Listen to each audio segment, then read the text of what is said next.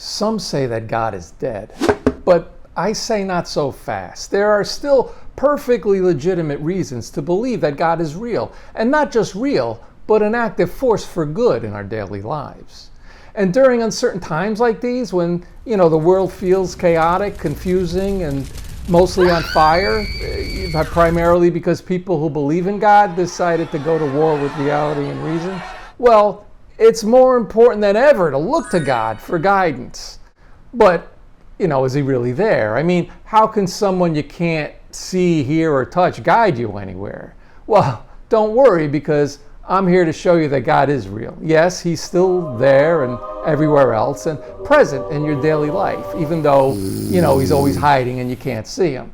God's apparent lack of concern is easily explained, and it has very profound implications, as long as you don't think about it too much. But, that's a subject for another video. The great philosopher Socrates once said, we should follow the argument wherever it leads. Especially if we can cherry pick a few premises, pretend we don't see the glaring logical inconsistencies, and then shape the argument in a way that will lead us exactly where we already wanted it to go.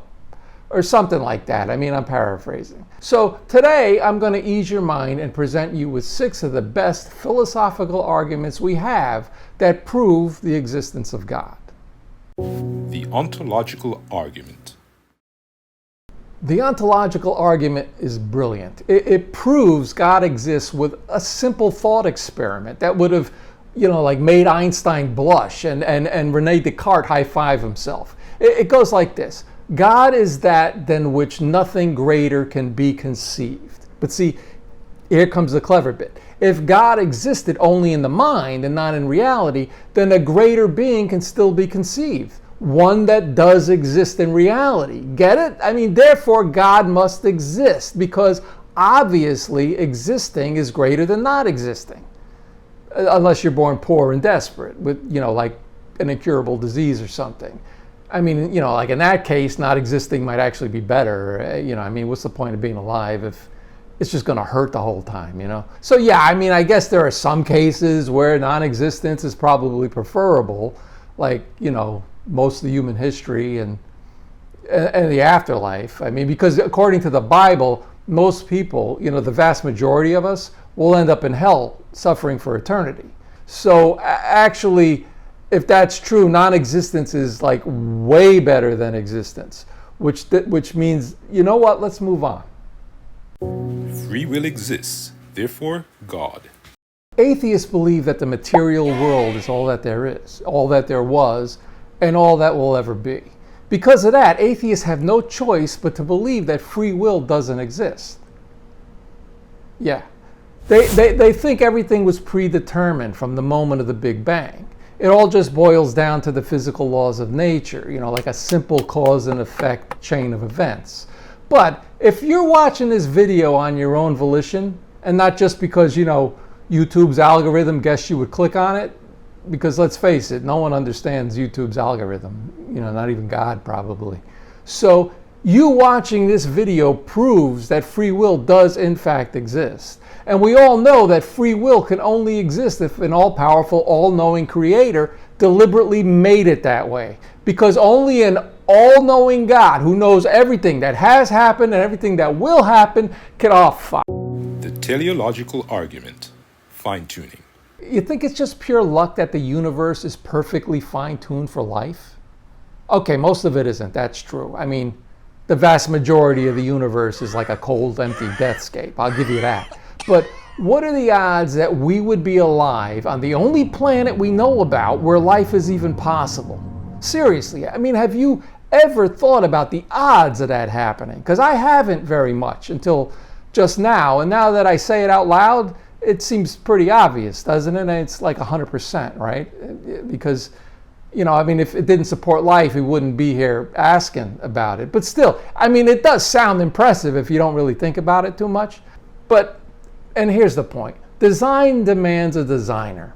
And everybody recognizes that this universe looks designed, even atheists. From the starry sky at night to the fingers on your hands. We humans try to copy and mimic these designs. The human body, the human hand, the arm, the leg, the brain.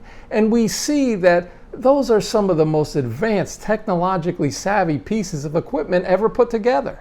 We desperately try to mimic them and copy them, but we can't do it very well, which is why only about 400 to 800 million workers worldwide are estimated to be displaced by automation by the year 2030. I mean, imagine how many people would have been displaced if we were any good at it, you know? The point is, it's all been designed, either by our all-knowing, all-powerful creator, or a bit better by us. But you can't attribute design, as atheists do, to blind chance set in motion by a random Big Bang. Big explosions simply don't bring about order. I mean, just watch literally any action movie. And I know that the atheists will say that the Big Bang wasn't really an explosion. It was the expansion of space, time, and energy, and that's different. Fine, but it still doesn't figure that randomness and chance can bring about order. But they'll say that the laws of physics brought about the order. Okay, but then where did the laws of physics come from? You see what I'm doing here? I mean, look, the gravitational constant, if it were off by like 1 part in 10 to the 60th power, that's 10 with like 60 zeros after it. Stars couldn't form, probably. I mean, I'm not a physicist, but I heard somebody say that and it sounded pretty good, so I never bothered to check it. Then they'll say, well, maybe there's a multiverse and each separate universe has different physical laws and we just ended up in the one that supports life. Oh, really? Okay, so why is there something rather than nothing then? I mean, not including God, obviously. And besides, you can't just change things as you go. Is that allowed? I mean, that doesn't seem right. I mean, that's not how science works. Where was this idea like 20 years ago? Nowhere. I mean, isn't there a rule book about this? The moral argument. Stop picking your nose, friggin' guy. Action. Moral law demands a moral lawgiver. If objective moral values exist, like murder is wrong, then God must exist. You're not buying it? Okay, think about it. If we came from slime, and then slime turned into fish, and then monkeys, and then humans, at what point did morals appear? When our tails fell off? I mean, when we started wearing clothes? I mean, how does that even work? How would we even know that nudity was sinful in order to make us wear clothes if we weren't shamed into believing it from a bunch of uptight Christians in the first place? Look, why is it okay for a cat to kill a mouse? We don't morally judge the cat. We don't accuse the cat of mouse murder and put it on trial because morality doesn't apply to animals. Cats kill mice for food.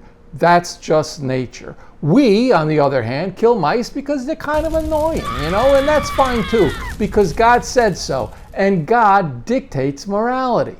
The fact that morality only applies to humans is proof that humans were made special.